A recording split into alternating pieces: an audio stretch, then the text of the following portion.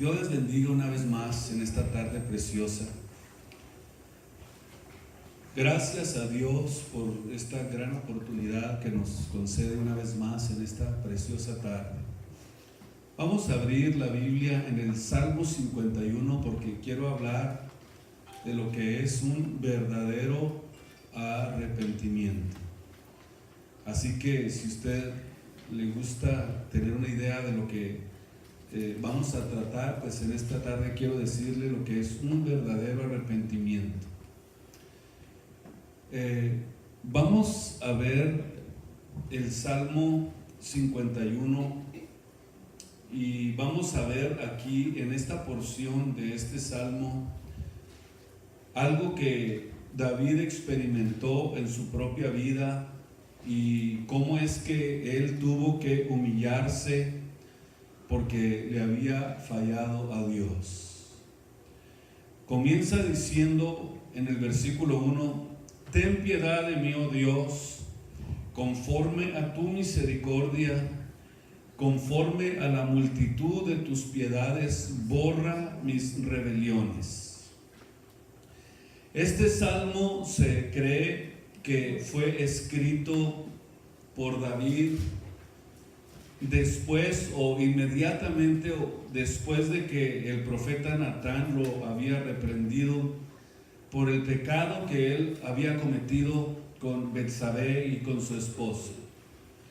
Ustedes saben que David cometió un grave error y ahora él estaba redargüido por lo que había hecho, redargüido por lo que había pasado. O sea, David vemos que entró en un acto de un auténtico y real y genuino arrepentimiento cuando pecó contra Dios. Había pasado aproximadamente un año después de que el rey David había pecado contra Dios, y durante todo ese tiempo trató de ocultar, de callar, trató por todos los medios de que su pecado no fuera conocido, sino que antes, al contrario, trató de ocultarlo, callarlo, pero sufría internamente por lo que él había pasado, por lo que le estaba sucediendo a su vida. No tenía paz, no tenía confianza, no tenía seguridad. Estaba actuando de una manera completamente distinta a la manera en que el rey David, cuando había iniciado como rey, había actuado. Había un cambio radical en su vida. No era el mismo David. Y la razón era porque estaba tratando de callar ese pecado, estaba tratando de ocultarlo, y por eso es que comenzó ese sufrir interno, de tal manera que después de eso, entonces no encontró ninguna otra salida sino el arrepentimiento. Por eso cuando él escribió este salmo, comenzó a declararle a Dios lo que le estaba pasando. Comenzó a decirle: lávame más y más de mi maldad, límpiame de mi pecado, porque yo reconozco mis rebeliones y mi pecado está siempre delante de mí. Escuche usted, mi pecado está siempre delante de mí.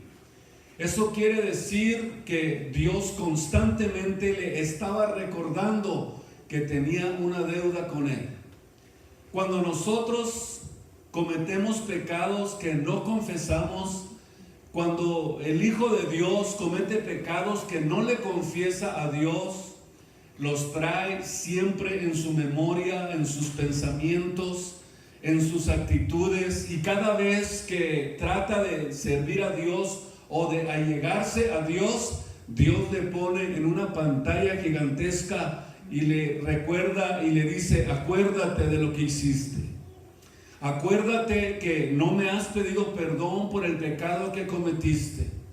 Acuérdate que yo no he redimido ese pecado. Necesitas tú, como hijo de Dios, aprender que si no le confesamos a Dios nuestros pecados, esos pecados van a estar siempre delante de nosotros, acusándonos delante de Dios, acusándonos y dándonos a entender que hay una mala conciencia que necesitamos redimir, una mala conciencia que necesitamos ponernos a cuentas con Dios, y el pecado siempre nos va a estar recordando que necesitamos el perdón de Dios para que se borre ese pecado que está siempre delante de nosotros. El pecado no redimido está siempre delante de nosotros. Siempre va a ser un tropezadero para nuestra vida espiritual. Siempre va a ser una barrera para poder seguir avanzando, porque es un pecado que Dios todavía no ha perdonado. David experimentó esto. Cuando dijo, este pecado está siempre delante de mí, quiere decir que lo traía en su conciencia, en su mente, en su corazón, y sabía perfectamente que Dios todavía no lo había perdonado. Y eso es algo que cada uno de nosotros tenemos que aprender en nuestra vida diaria. No es lo mismo sentir remordimiento que sentir arrepentimiento. Por eso es importante aprender a hacer la diferencia y darnos cuenta que en el arrepentimiento Dios cambia todas las cosas. Dios borra los pecados. Dios quita la mala conciencia cuando nosotros aprendemos a confesar. Con cuánta razón decía Juan que el que confiesa sus pecados alcanzará misericordia. El que confiesa el pecado, Dios inmediatamente comienza a trabajar en tu vida, comienza a limpiarte, comienza a quitar esa mala conciencia, comienza a borrar esas rebeliones, comienza a borrar ese pecado que te está acusando delante de Dios constantemente. Yo siento y pienso que David sentía una acusación constante, por eso estaba el pecado siempre delante. Cada vez que quería allegarse a Dios, estaba el pecado delante de él. Cada vez que quería ofrecerle holocausto a Dios, el pecado le recordaba que no podía hacerlo porque todavía Dios no lo había redimido. Lo mismo puede suceder en nuestras vidas, en nuestro ser espiritual, en nuestro ambiente espiritual en el que nos estamos desarrollando. Es probable que querramos llegarnos a Dios en oración, pero cada vez que nos postramos en el altar de Dios, hay una pantalla gigantesca en nuestra mente y en nuestra conciencia que nos dice, acuérdate que no me has confesado el pecado. Acuérdate que todavía no ha sido redimido el pecado que cometiste. Acuérdate lo que hiciste. Acuérdate que no has humillado tu corazón. No ha habido un arrepentimiento verdadero, genuino, donde yo pueda perdonarte.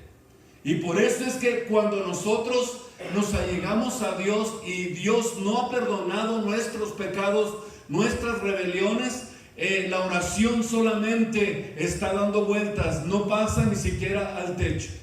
Como lo que sucedía en el tiempo del pueblo de Israel, cuando el altar del incienso era encendido y el humo se esparcía sobre el tabernáculo y no entraba la presencia de Dios, era porque Dios estaba avisándole a los sacerdotes levitas que había pecado en el pueblo de Israel y que no estaba subiendo el incienso, el humo hacia la presencia de Dios. Y era una señal de que el pecado que había cometido el pueblo de Israel estaba impidiendo tener una comunión con Dios. Por eso es que la Biblia nos dice claramente que cuando nosotros nos alleguemos a Dios necesitamos tener una limpia conciencia, plena certidumbre de fe, lavados los corazones con agua limpia y teniendo dentro de nosotros un espíritu recto, que es lo único que puede a nosotros darnos la comunión directa con Dios para que nuestras oraciones no sean impedidas.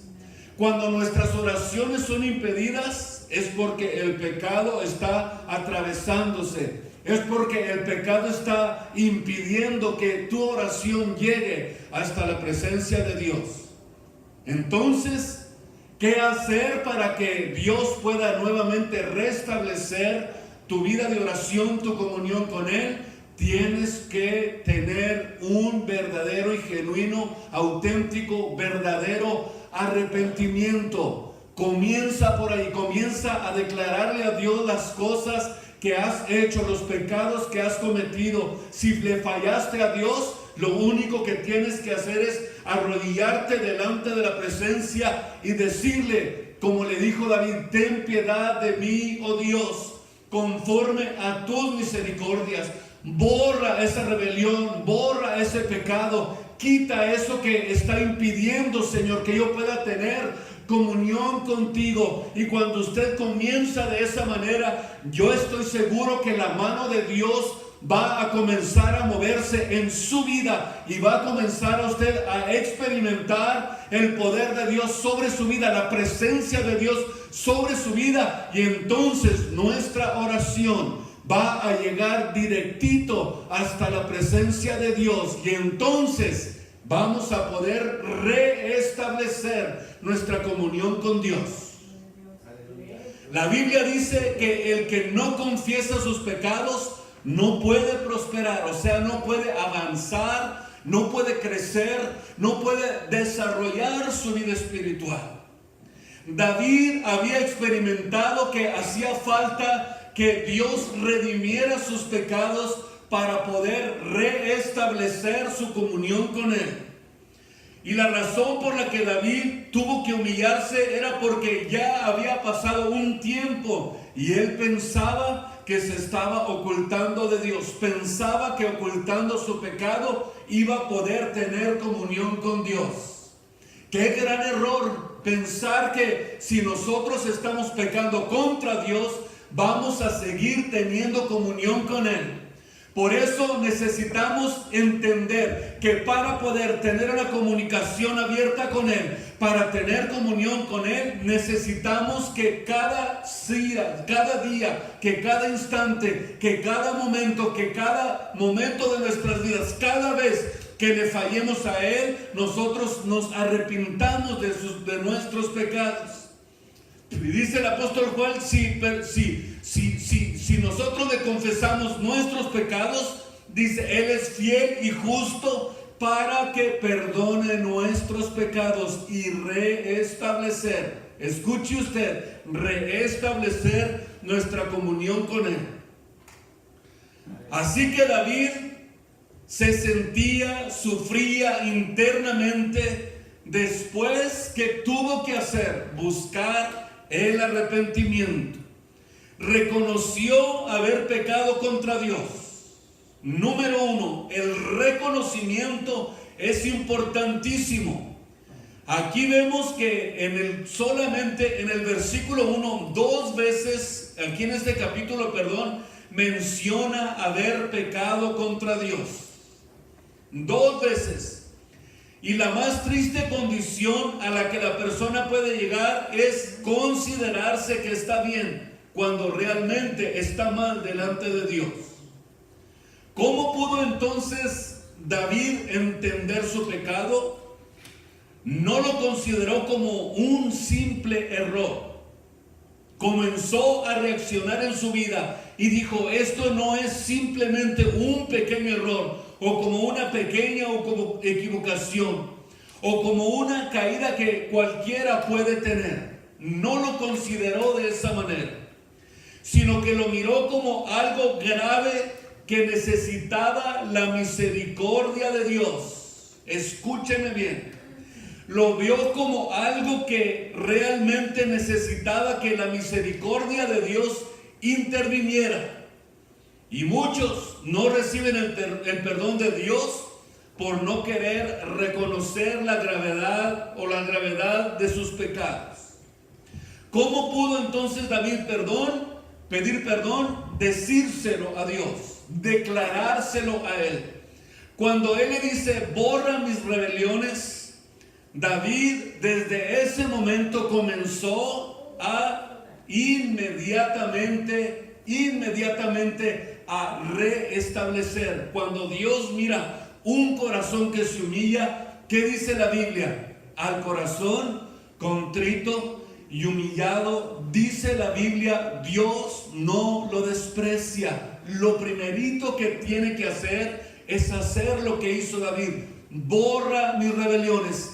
Allí estaba el corazón contrito y humillado. Lávame más y más de mi maldad. Quiere decir, mi pecado es una llaga, es una lepra, es algo que necesita purificación. Por eso desde hoy vamos a considerar y a tomar muy en cuenta que cualquier pecado que esté en nuestras vidas, no lo vea usted como un simple error, como una simple equivocación. No lo vea como algo que cualquiera puede cometer, o que muchos cometen, o que muchos lo hacen, sino que lo vamos a ver como una lepra, como una enfermedad que puede estar comenzando a entrar a nuestra vida espiritual y comenzar a carcomer la vida espiritual de nuestra vida. Y eso es algo muy peligroso que todos los cristianos, que todos los creyentes, que todos los hijos de Dios tenemos que cuidarlo de una manera muy especial. Al decir David, crea en mí, oh Dios, un corazón limpio, significa que había sido manchado su corazón. Al decir, crea en mí un corazón limpio, estaba de alguna forma utilizando el principio de una vida cristiana consistente en un cambio radical en la vida de la persona. Y cuando este cambio radical viene, entonces se cumple lo que dice Ezequiel 36:26. Les daré un corazón nuevo y pondré espíritu nuevo dentro de vosotros. Vean ustedes lo que sucede. Cuando existe esa verdadera humillación, Dios hace ese cambio precioso, radical en nuestras vidas, renueva algo precioso dentro de nosotros que no lo podemos entender, que no podemos percibirlo, pero que comenzamos a experimentarlo muy dentro de nuestras vidas. Vemos cómo crece nuestro ánimo para servir a Dios.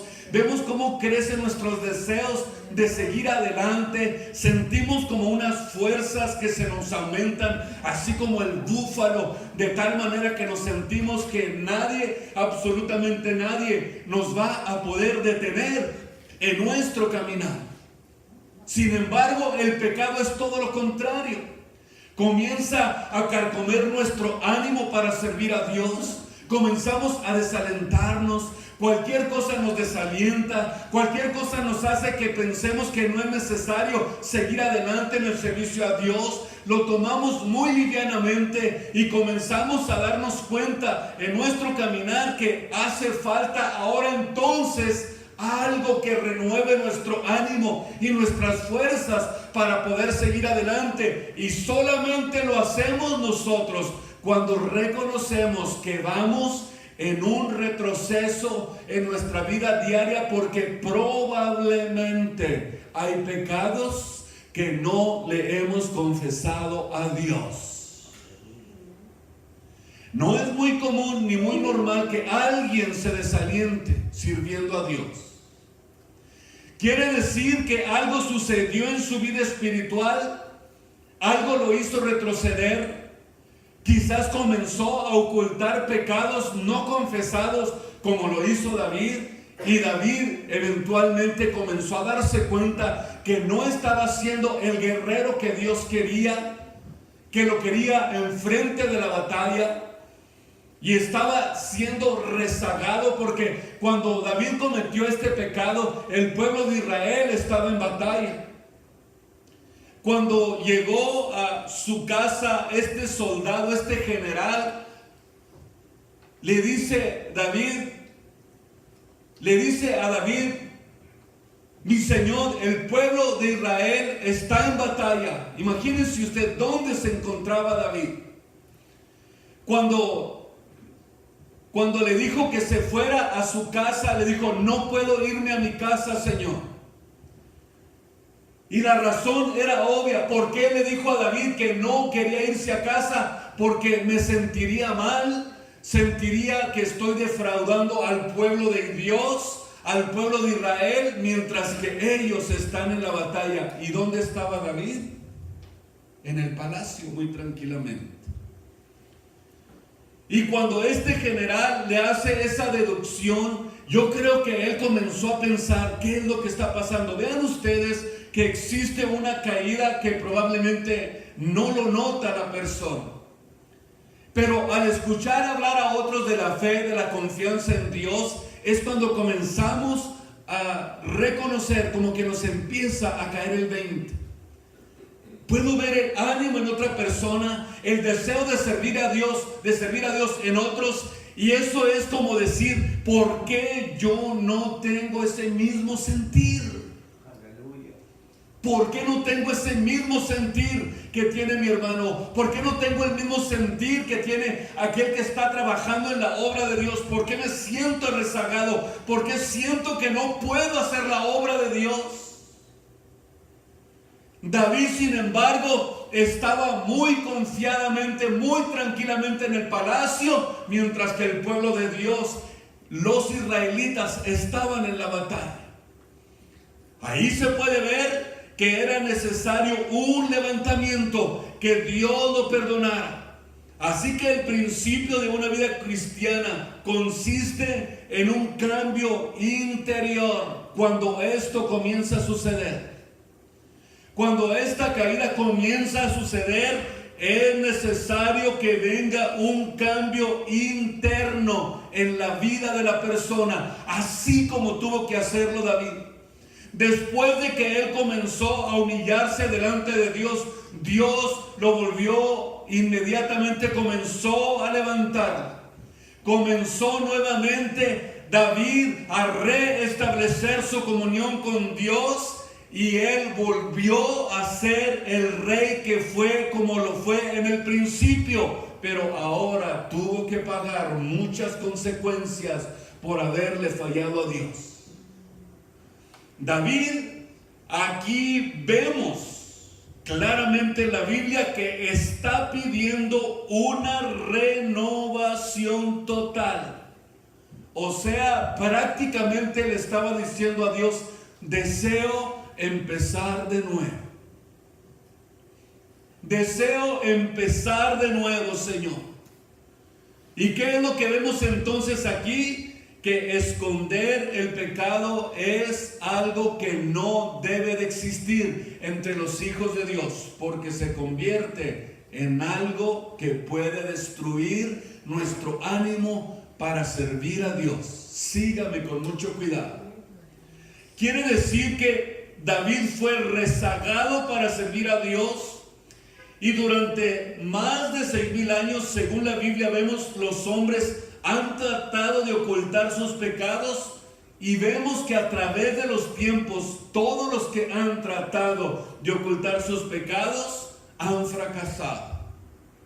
Por ejemplo, vemos desde el principio, Adán y Eva trataron de esconderse de Dios detrás de las ramas.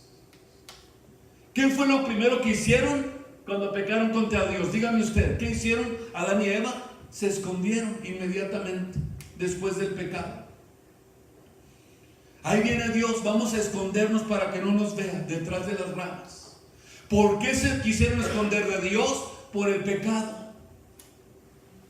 Ananías y Zafira, dice la Biblia, que mintieron al apóstol Pedro, pero el Espíritu Santo, vemos aquí que inmediatamente les quitó la vida por su audacia, por su forma de querer mentirle a Dios. Quisieron esconderse de Dios.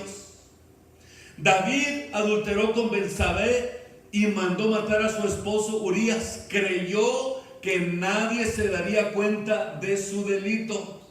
Pero vemos que Dios intermedió y lo descubrió. Lo descubrió Dios. ¿Por qué hace esto Dios? Porque eso es lo que Dios puede hacer con nuestras vidas si nosotros no cuidamos que nuestra vida espiritual esté fuerte. Las primeras consecuencias de la vida son: David le abrió la puerta al enemigo de su alma. El ataque se dirige a la conciencia, después sigue con su salud y después estaba su reino entristecido. Y lo más triste de todo, que tenía triste a su familia. David pensó que nada malo le iba a acontecer, pero le empezaron a sobrevenir desgracias tras desgracias, desgracias tras desgracias. Su hijo Amón deshonró a su propia hermana Tamar, hija de David. Absalón, su hijo, mató a su hermano Amón. Absalón se rebeló contra David para quitarle el reino y muere después con 3 flechas clavadas en el corazón. ¿Qué estamos hablando? ¿Qué estamos diciendo? ¿Qué estamos tratando de comprender con esto, con la vida de David? Que vienen las consecuencias después del pecado. Óigame bien, un hombre, un hijo de Dios, un creyente, alguien que ha creído en Dios, cuando no confiesa sus pecados delante de Dios, tiene mucho que perder. Tenemos mucho que perder. No nos conviene pecar contra Dios. No nos conviene ocultar nuestros pecados. No nos conviene no confesarlos, porque tenemos mucho que perder. Hay muchos hombres que han tratado de esconder sus pecados y porque no ha venido juicio piensan que todo lo que están practicando está bien y no se han arrepentido. Como dice precisamente de la Biblia de la iglesia de Tiatira, en el capítulo 2 del libro de Apocalipsis, versículo 23.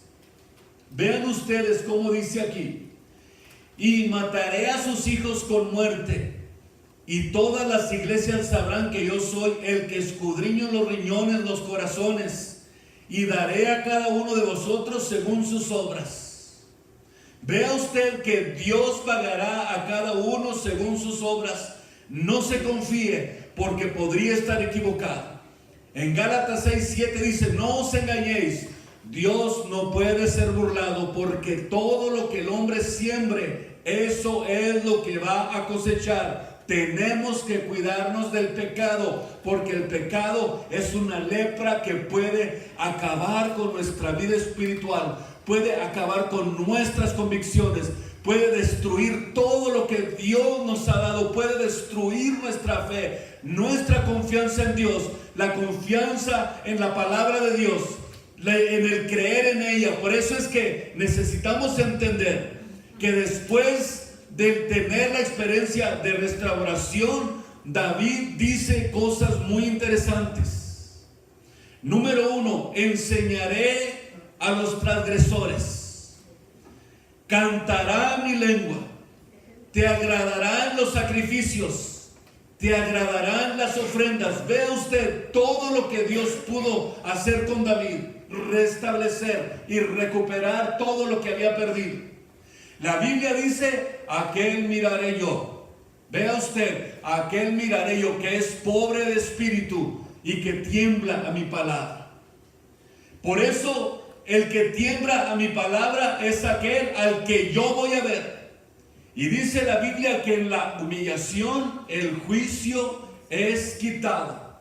En la humillación quiere decir que los hijos de Dios tenemos muchas ventajas. Tenemos un Dios misericordioso, tenemos un Dios perdonador, tenemos un Dios que no se fija en el pecado, sino que Él mira lo que hay en el corazón, y cuando nos humillamos delante de Él, Él comienza a restablecer lo que hayamos perdido. Él comienza a levantar al caído. Él comienza a darle fuerzas al que no tiene ningunas. Él comienza a darnos nuevamente la fe y la confianza en Él para que podamos resistir hasta el final. Acuérdese que la Biblia dice que Dios nos da a nosotros la tentación. Viene sobre nosotros la tribulación, la angustia, pero dice la Biblia que juntamente con esa tentación, con esa tribulación, con esa lucha, con esa angustia, dice que también nos da la salida para que podamos aguantar. Tenemos a un Dios que es misericordioso. A Él sea la gloria, la honra en esta tarde preciosa. Bendigo el nombre de Jesús. Pero lo único que necesitamos es un verdadero y genuino arrepentimiento. Cuando nos arrepentimos de haber pecado contra Dios, Él nos levanta. Él es misericordioso y fiel para perdonarnos todos nuestros pecados. A Él sea la gloria y la honra en esta tarde preciosa. Pónganse de pie, vamos a adorar a Dios por unos momentos. Y vamos a darle gracias porque tenemos todas las armas para poder ser más que vencedores.